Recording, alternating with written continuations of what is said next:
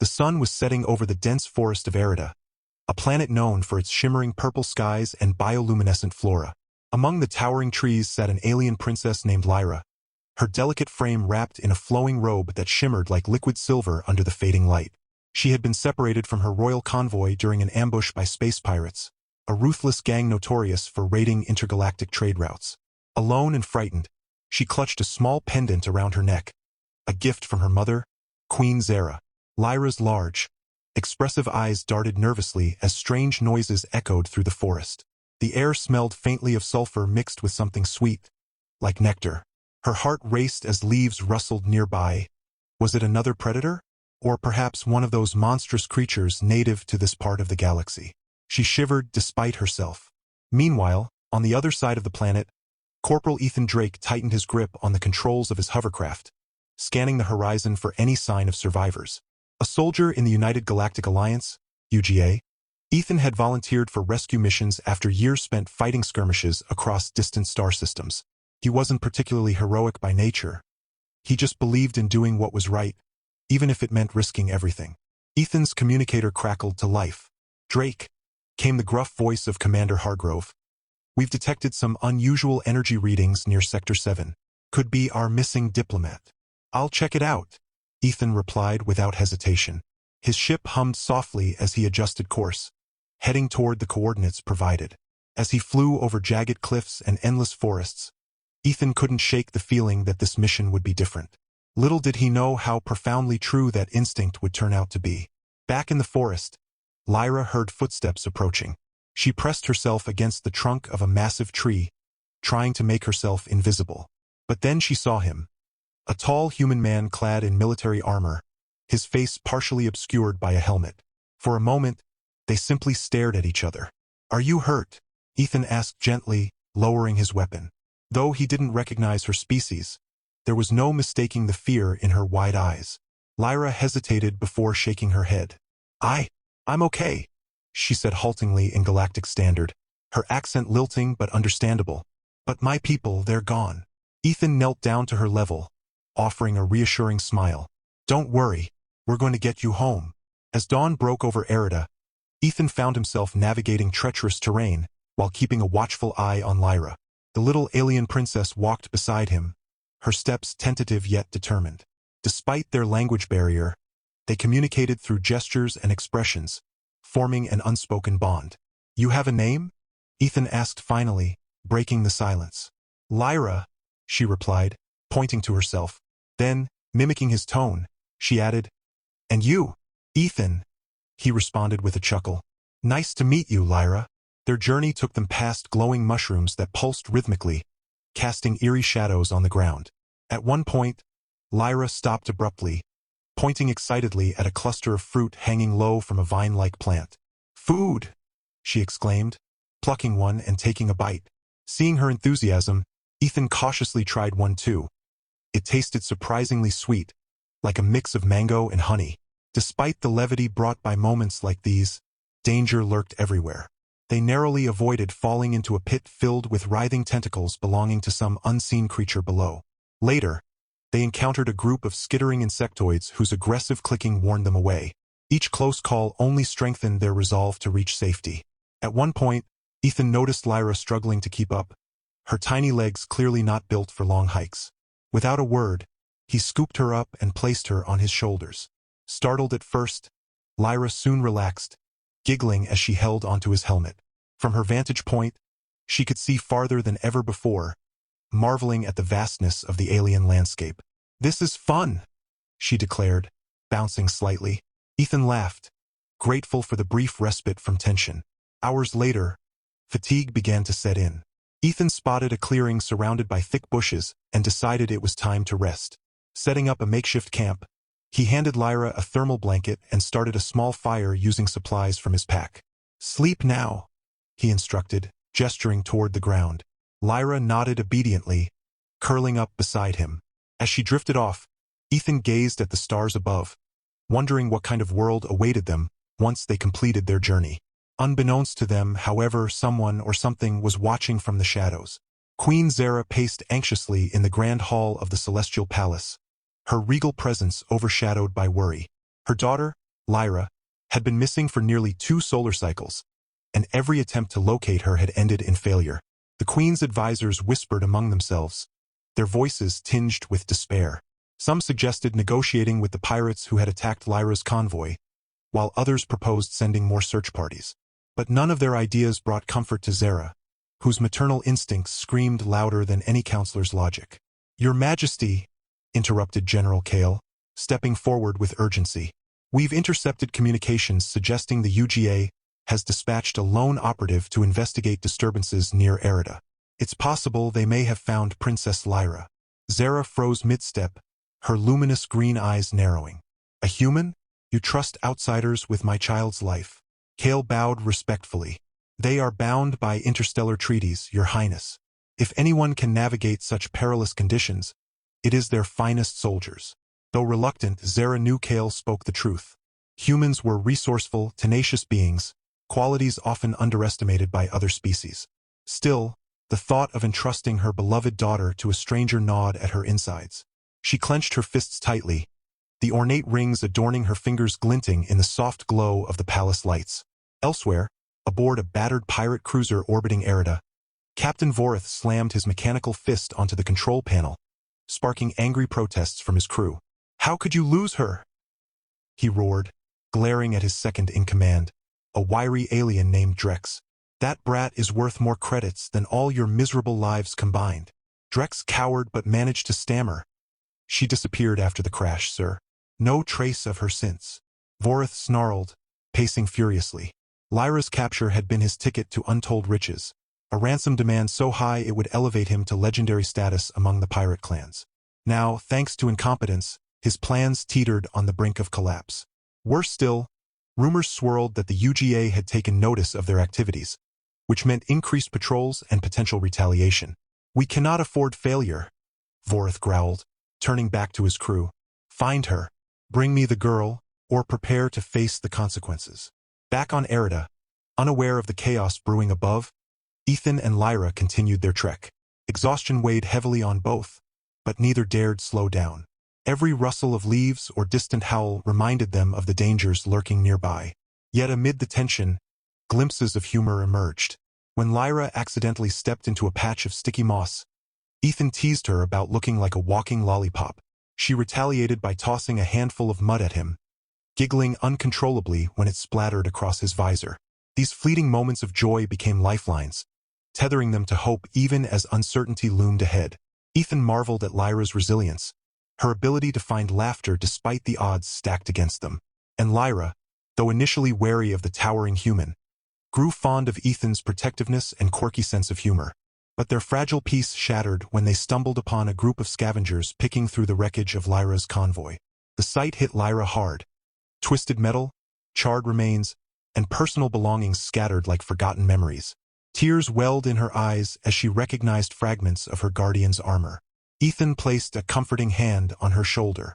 Hey, he murmured. "You're safe now. That's what matters." Lyra sniffled, nodding weakly. "Thank you, Ethan." Her gratitude struck him deeply. In that instant, he realized this mission wasn't just about duty anymore, it was personal. He'd protect her no matter the cost.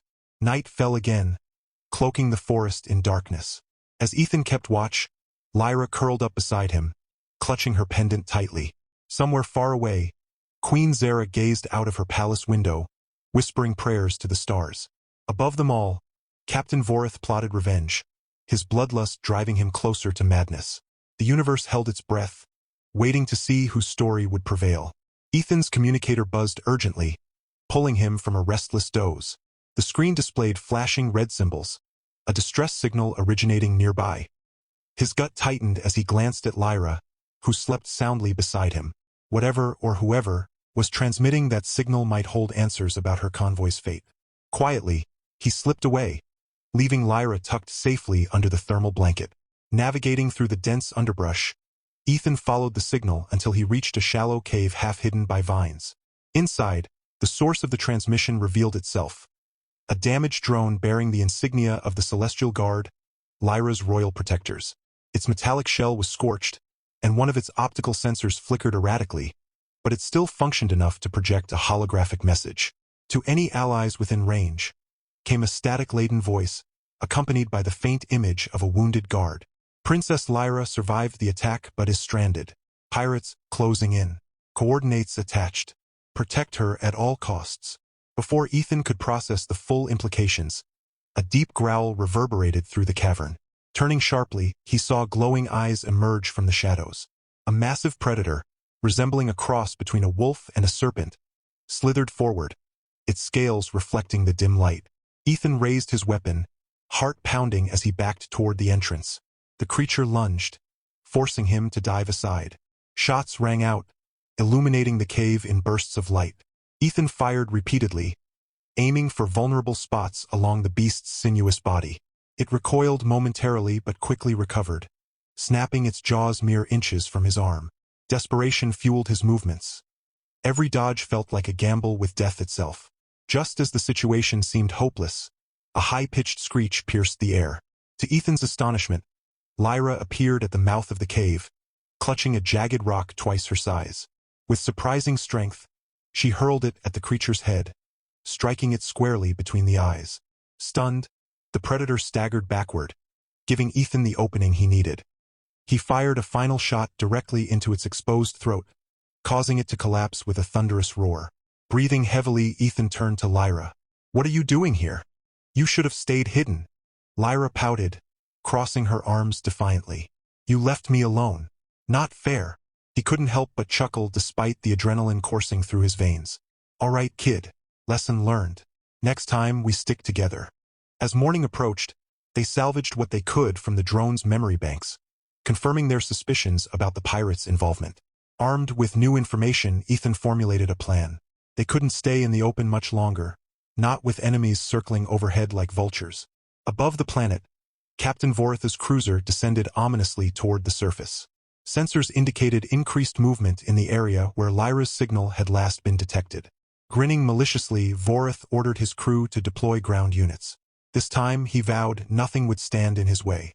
Meanwhile, aboard the UGA flagship monitoring the situation, Admiral Calloway reviewed incoming data streams with mounting concern. Reports of pirate activity near Erida had escalated dramatically, coinciding with Ethan's disappearance. Though protocol dictated waiting for further updates, Calloway felt uneasy. Something about this mission tugged at his instincts, urging him to intervene. "Send reinforcements," he commanded decisively. "If Corporal Drake is still alive, he'll need backup." Back on Erida, Ethan led Lyra deeper into the wilderness, seeking shelter in a series of interconnected tunnels carved naturally into the mountainside. The air inside was cool and damp, carrying the faint scent of minerals. As they navigated the labyrinthine passages, Lyra pointed out peculiar formations glowing faintly along the walls. "Pretty," she whispered, running her fingers over one particularly vibrant cluster. "Yeah," Ethan agreed, smiling faintly. "Kinda reminds me of fireworks back home." Their conversation halted abruptly as distant echoes reached their ears. Voices speaking in harsh tones, accompanied by heavy footfalls. "Pirates." Ethan motioned for Lyra to stay silent, guiding her behind a rocky outcrop. Peering cautiously around the corner, he spotted a trio of armed mercenaries scanning the tunnel. "They're getting closer," Ethan murmured, gripping his weapon tightly. "We need to move quietly." Lyra nodded, her expression serious. Together, they crept along the narrow path, careful to avoid loose stones or anything that might give away their position. The tension mounted with each step, every shadow seeming to stretch unnaturally in the dim light. Suddenly, a sharp crack echoed through the tunnel as Ethan accidentally kicked a piece of debris. The pirates spun around, weapons drawn. One shouted something incomprehensible, pointing in their direction. Ethan grabbed Lyra's hand and sprinted, weaving through the maze-like corridors with desperate speed. Bullets ricocheted off the walls behind them, sparks flying wildly. Ethan ducked into a side passage, pulling Lyra close. "Stay here," he instructed, pressing a finger to his lips. She nodded solemnly, clutching her pendant for reassurance. Peering around the corner, Ethan assessed the situation. 3 pirates versus 1 soldier, an unfavorable ratio, especially given their superior firepower.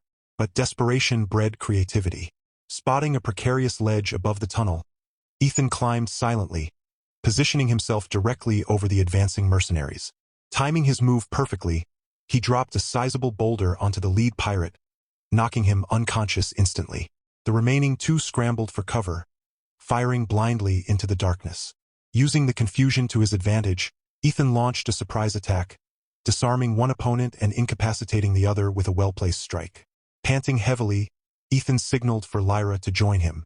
"Let's go," he urged, leading her further into the depths of the mountain. Behind them, the surviving pirates regrouped, shouting orders into their comms. Reinforcements were undoubtedly en route. As they pushed onward, the tunnels grew narrower and darker. Eventually, they stumbled upon a hidden chamber illuminated by natural light filtering through cracks in the ceiling. In the center stood an ancient artifact, a crystalline structure pulsating with energy. Lyra gasped, recognizing it immediately. "That's Mother's beacon," she explained excitedly. "It calls for help." Ethan's eyes widened. "Can you activate it?" Nodding eagerly, Lyra approached the device, placing her hands on its smooth surface. The crystal flared brightly, emitting a harmonic hum that resonated throughout the cavern. Hope surged within them as the signal broadcasted outward, reaching beyond the confines of the planet. Unbeknownst to them, however, the activation triggered seismic tremors, destabilizing the surrounding rock formations. Dust rained down from above, prompting Ethan to shield Lyra protectively. "We need to get out of here now," he yelled, grabbing her hand once more. Dodging falling debris, they fled the collapsing chamber, emerging into daylight just as the ground shook violently beneath their feet. Ahead, a fleet of UGA ships descended from the sky, deploying troops to secure the area. Relief washed over Ethan as he spotted familiar insignias on the approaching figures. "Looks like your mom sent backup," he quipped, smiling down at Lyra. Tears streamed down Lyra's face as she hugged him tightly. "I'm safe, Mom. Thanks to him," she cried aloud, knowing somehow that her words carried weight far beyond the immediate moment. In the distance, Queen Zara watched the unfolding scene via live feed, tears streaming down her own cheeks. Her daughter was alive and safe, all thanks to a human soldier who had risked everything to bring her home. Captain Vorith, witnessing the arrival of UGA forces, cursed vehemently. His plans lay in ruins, his dreams of wealth evaporating like smoke. Enraged, he ordered a retreat, vowing vengeance against those who had thwarted him. For now, though, the battle was won. Amidst cheers and embraces, Ethan and Lyra stood side by side, united by shared trials and triumphs. Yet even as celebrations began, questions lingered. What awaited them next? And how would this unlikely alliance shape the future of their respective worlds? As the rescue operation unfolded, Queen Zara watched the live footage streaming from Erida with a mixture of relief and awe. Her daughter, Lyra, was safe, alive and smiling despite everything she had endured. But it wasn't just Lyra who caught the Queen's attention. It was Ethan, the human soldier whose bravery and selflessness shone through every frame. Zara had always prided herself on being rational, disciplined, and above all, focused on her duties as ruler of their people. Love, or any form of personal attachment, had never been part of her life since ascending to the throne. Yet now, as she observed Ethan shielding Lyra from falling debris, his face streaked with dirt but determination blazing in his eyes, something stirred within her. It was unfamiliar, unsettling, yet undeniably powerful. "He's remarkable," whispered General Kale, standing beside her. His tone carried both admiration and caution. Zara didn't respond immediately. Instead, she leaned closer to the holographic display, studying Ethan intently. There was no grandeur in him, no pomp or ceremony. He was simply a man doing what he believed was right. And perhaps that was what made him so extraordinary. In a galaxy filled with politics, greed, and betrayal, here stood someone driven purely by honor and compassion. When Ethan finally led Lyra into the arms of the UGA soldiers, Zara felt an unexpected pang. Not jealousy, but gratitude.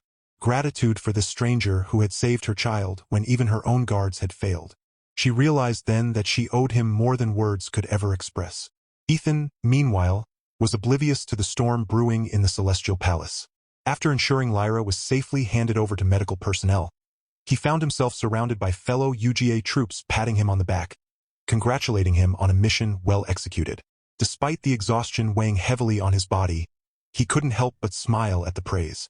This was why he joined the military, to make a difference, however small. But amidst the chaos of celebration, Ethan noticed a figure stepping forward. A tall, regal alien woman adorned in flowing robes that shimmered like starlight. Her presence commanded silence, and everyone around him instinctively bowed. Even Ethan, though unfamiliar with royal protocols, felt compelled to incline his head respectfully. "You are Corporal Ethan Drake?" she asked, her voice melodic yet authoritative. "Yes, your majesty," he replied, straightening up. Up close, he could see the resemblance between her and Lyra. The same luminous green eyes, though Zara's radiated wisdom and resolve rather than innocence. "I am Queen Zara," she said softly, extending a hand, "and I owe you more than my life." Ethan hesitated before taking her hand, unsure how to respond. "I was just doing my job, ma'am." Zara smiled faintly, though there was a depth to her expression that hinted at emotions far beyond mere gratitude. "You underestimate yourself, Corporal. You have done what many would deem impossible. You brought my daughter back to me." Before Ethan could formulate a reply, Lyra bounded toward them, throwing her tiny arms around her mother's waist. "Mom, he saved me!" she exclaimed, pointing at Ethan with unbridled enthusiasm. "He fought monsters and pirates and bad guys, and he didn't leave me alone even once." Zara knelt down to embrace her daughter fully, tears glistening in her eyes. When she rose again, her gaze lingered on Ethan, searching his face as if trying to memorize every detail. For a moment, time seemed to stand still. "Corporal Drake," Zara began, her voice steady but tinged with emotion. "You will be welcomed as a hero in our kingdom. Please join us aboard the royal cruiser. We must discuss matters of great importance." Ethan blinked, caught off guard by the invitation. Thank you, your majesty. I'd be honored." As they boarded the sleek vessel alongside UGA officials and Lyra, Ethan couldn't shake the feeling that something monumental was about to unfold. The Queen's demeanor suggested she had more on her mind than formalities, but he couldn't fathom what it might be. Once aboard the cruiser, Zara invited Ethan to a private chamber where they could speak without interruption.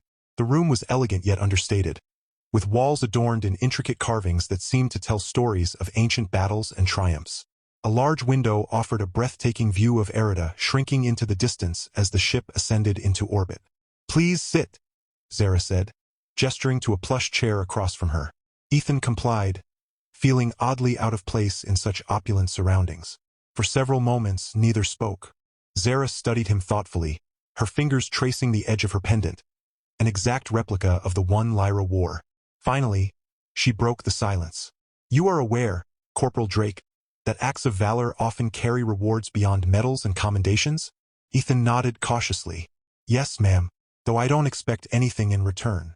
Saving Lyra, it was the right thing to do." Zara's lips curved into a faint smile. "Indeed, but sometimes, fate has its own way of repaying kindness." She paused, her gaze softening. "Tell me, Ethan, what drives a human soldier to risk his life for someone not of his world?" The question caught him off guard. He hesitated, choosing his words carefully. I believe we're all connected, no matter where we come from. Whether you're human, alien, or something else entirely, we share this universe. Helping each other. It's how we survive." Zara's eyes sparkled with admiration. "A noble philosophy, one that aligns closely with the principles of my people." She leaned forward slightly, her voice dropping to a near whisper. "And yet, I sense there is more to your story. More to you." Ethan chuckled nervously. "I'm just a guy, your majesty. Nothing special." "Oh, but you are," Zara countered gently. "You have shown courage, humility, and a heart capable of love, even for those you do not know. Such qualities are rare in any species." Her words hung in the air, heavy with meaning. Ethan shifted uncomfortably, unsure how to respond. Was she merely expressing gratitude, or was there something deeper beneath her words? Before he could dwell further, Zara rose gracefully and walked to the window, gazing out at the stars. "Ethan Drake," she murmured almost to herself. "You have touched my family in ways I cannot fully articulate. My daughter adores you and—" She turned to face him, her expression vulnerable yet resolute. "And I find myself drawn to you in ways I did not anticipate." Ethan stared at her, stunned. "Your Majesty, Zara held up a hand to silence him. "I understand if this revelation surprises you. Perhaps it is inappropriate, given our circumstances. But I have lived long enough to recognize when my heart speaks truths I cannot ignore." The confession left Ethan speechless. Here was a queen, a literal monarch of an advanced civilization, confessing feelings for him, a simple soldier from Earth. It was surreal, absurd, and yet strangely touching. "I don't know what to say," he admitted finally, rubbing the back of his neck. "This is a lot to process." Zara laughed softly, the sound musical and warm. "Take your time, Ethan. All I ask is that you consider the possibility. Sometimes, love finds us in the most unexpected places." As the cruiser continued its journey toward the Celestial Palace, Ethan sat quietly, grappling with the enormity of Zara's admission. Could he truly reciprocate her feelings? And if he did, what kind of future awaited them? A human and an alien queen bound together by fate. For now, answers eluded him. But one thing was certain. His life would never be the same again. Ethan spent the next few days aboard the royal cruiser in a daze, his mind racing with questions about the future. Zara's confession had left him reeling, yet he couldn't deny the growing admiration he felt for her. She was unlike anyone he'd ever met. Wise, compassionate, and fiercely devoted to her people. Beneath her regal exterior lay a vulnerability that made her all the more endearing. And Lyra, who now followed Ethan around like a shadow, seemed determined to play matchmaker. "You should marry Mom," Lyra declared one evening as they sat together in the ship's observation lounge. The young princess swung her legs back and forth, her silver robe shimmering under the soft light of the stars outside. "Then you'll be my dad." Ethan nearly choked on his drink. "Whoa, slow down there, kiddo. It's not that simple." "Why not?" Lyra pressed, tilting her head curiously. "You saved me, and Mom loves you. That's how it works, right?" He chuckled despite himself. "Well, yeah, but your mom's a queen. I'm just a soldier. People might have something to say about that." Lyra frowned indignantly. "People don't get to decide what makes Mom happy. Only she does." Her words lingered long after she skipped off to find her mother. As much as Ethan tried to dismiss the idea, he found himself imagining what life might look like with Zara by his side. Could they truly bridge the gap between their worlds? Or would duty and politics tear them apart? When they arrived at the Celestial Palace, Ethan was greeted with a hero's welcome. Crowds lined the grand halls, cheering and tossing fragrant petals into the air as he walked alongside Zara and Lyra. Despite the overwhelming celebration, Ethan couldn't help but notice whispers among the nobles. Some curious, others skeptical. He knew he was an outsider here, a human thrust into the heart of an alien monarchy. But when Zara took his hand openly during the festivities, silencing the murmurs with a single glance, Ethan realized she wasn't afraid to defy expectations for him. Later that night, Zara invited Ethan to the palace gardens, a serene sanctuary filled with glowing plants and tranquil waterfalls. They strolled together beneath a canopy of bioluminescent vines, their footsteps muffled by the lush grass. "You've been quiet today," Zara observed, glancing at him sidelong. "Are you regretting coming here?" "No," Ethan replied quickly. "It's just a lot to take in. I never imagined I'd end up in a place like this." Zara smiled knowingly. "Neither did I imagine falling in love with a human soldier. Yet here we are." The sincerity in her voice melted away any lingering doubts Ethan harbored. Taking a deep breath, he stopped walking and turned to face her. "Zara, if this is real, if you really want this, I'm willing to try, but only if you're sure." Zara stepped closer, placing a delicate hand on his cheek. "I am sure, Ethan. My heart has chosen you, and I will not let fear or tradition stand in our way." With those words, Ethan pulled her into an embrace, feeling the warmth of her presence envelop him. For the first time in his life, he felt truly at peace. Their relationship sparked both joy and controversy across the galaxy. Some praised Zara for choosing love over convention, while others criticized her decision to unite with a human. But Zara remained steadfast, addressing her people with unwavering resolve. "My beloved subjects," she announced during a public ceremony, standing beside Ethan and holding his hand firmly. "Today, I ask you to witness not just the union of two individuals, but the joining of two worlds. Through love, we can overcome division and build a brighter future for all." The crowd erupted into applause, many moved to tears by her words. Even the skeptics softened, unable to deny the genuine affection radiating between Zara and Ethan. Months later, the wedding took place in the palace's grand hall, adorned with flowers from countless planets. Lyra served as the flower girl, scattering petals with glee as she led the procession. Dressed in ceremonial armor gifted by the UGA, Ethan stood at the altar, his heart pounding as Zara approached in a gown that shimmered like stardust. As they exchanged vows, words crafted to honor both human and alien traditions, the room was filled with a sense of unity and hope. When Zara kissed Ethan, sealing their bond, even the most hardened diplomats wiped away tears. In the years that followed, Ethan adapted to life as consort to the queen. He became a bridge between humanity and Zara's people, fostering alliances and spreading goodwill throughout the galaxy. Together, he and Zara ruled with fairness and compassion, proving that love could transcend boundaries. Lyra thrived under their care, growing into a spirited young princess who adored her dad. On quiet evenings, the family would gather in the gardens, watching the stars twinkle above. Ethan often marveled at how far he'd come, from a soldier navigating war-torn planets to a husband and father sharing laughter with those he loved most. One night, as they sat together under the glow of twin moons, Zara rested her head on Ethan's shoulder. "Do you ever wonder what might have happened if we hadn't met?" she asked softly. Ethan smiled, wrapping an arm around her. "All the time, but then I remember we did meet, and because of that, we have this." Zara kissed him tenderly, her eyes shining with happiness. "Yes, we do, and I wouldn't trade it for anything." As the universe stretched endlessly above them, Ethan knew they had found their happily ever after, a testament to the power of love, courage, and the belief that no matter where you come from, everyone deserves a chance at peace.